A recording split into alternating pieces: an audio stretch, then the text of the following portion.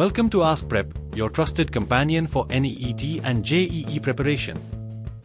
Today we will study about a very important topic of biology, which is genetic engineering and gene therapy, CRISPR, gene editing.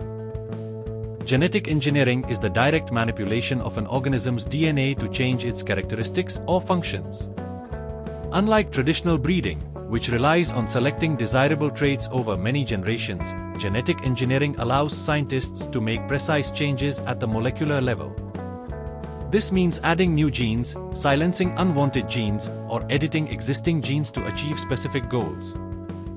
The power of genetic engineering lies in its precision and speed, and over the past few decades, it has transformed fields from medicine to agriculture to environmental science. One of the most famous tools of genetic engineering is CRISPR, which stands for Clustered Regularly Interspaced Short Palindromic Repeats. This mouthful of a name refers to a natural system found in bacteria, where it functions as a kind of immune defense. Bacteria use CRISPR to remember and destroy viruses that attack them, cutting up the viral DNA with the help of an enzyme called Cas9. Scientists realized that this system could be adapted as a powerful and precise tool for gene editing in many types of cells, including human cells. CRISPR-Cas9 works like a pair of molecular scissors. The Cas9 enzyme cuts the DNA at a specific site, which is guided by a piece of RNA that matches the target sequence. Once the DNA is cut, the cell's natural repair machinery kicks in. Scientists can then use this repair process to add, delete, or replace specific pieces of genetic material. What makes CRISPR revolutionary is its simplicity, precision, and efficiency compared to earlier gene editing methods, which were often slow, expensive, and less accurate. Now, let's connect this to gene therapy. Gene therapy refers to the medical use of genetic engineering to treat or even cure diseases. The basic idea is to correct or replace faulty genes that are causing a disorder. For example, if a person has a genetic disease caused by a missing or defective gene, gene therapy can introduce a healthy copy of the gene into their cells. This can potentially restore normal function and eliminate the symptoms of the disease. There are several approaches to gene therapy. One common method is using a vector, often a harmless virus, to deliver the therapeutic gene into the patient's cells.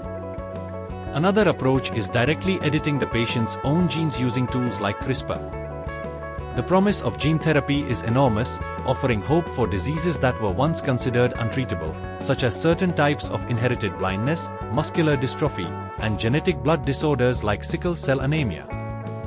But the applications go beyond treating rare diseases. Gene editing is also being explored in the fight against cancer by engineering immune cells to better recognize and attack tumors.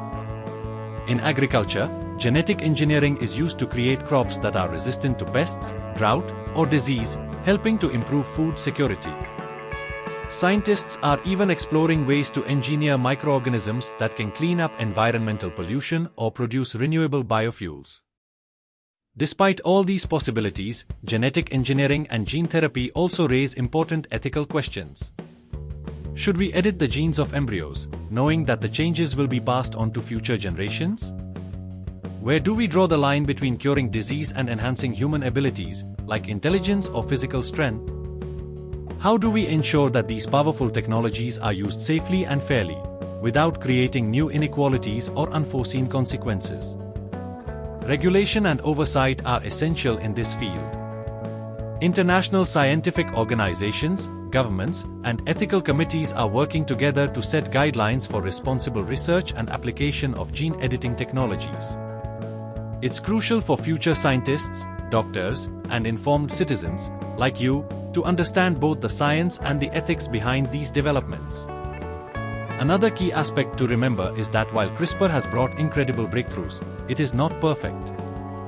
Off-target effects, where unintended parts of the genome get edited, are a real concern. Researchers are constantly improving the precision and safety of gene editing tools to reduce these risks.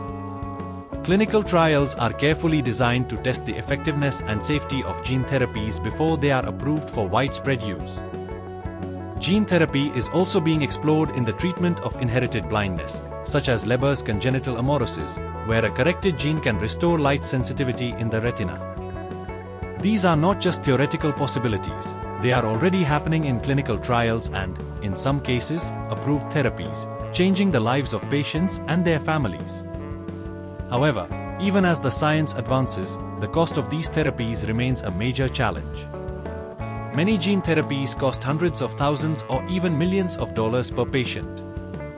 This raises questions about access, affordability, and healthcare fairness. Who should pay for these treatments? How can we make sure they reach patients in low and middle-income countries? These are big issues that governments, healthcare systems, and biotech companies must grapple with as gene therapies become more common. Internationally, most countries have strict regulations or outright bans on germline editing in humans.